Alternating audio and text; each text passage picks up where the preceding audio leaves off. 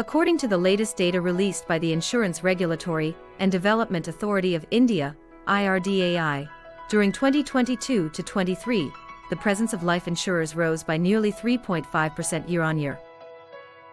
Companies are rolling out AI-powered tools aimed at making the shopping experience easier, and even brokers and agents selling health plans say they see the technology as a helpful aid, rather than an existential threat.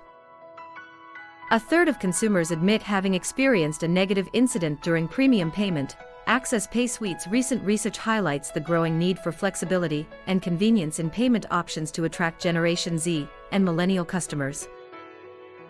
The total benefits paid by private life insurance companies to policyholders rose by 5.98% to 1.57 trillion rupees during the financial year ended March 31, 2023, FY23. This figure stood at 1.49 trillion rupees in the corresponding year-ago period.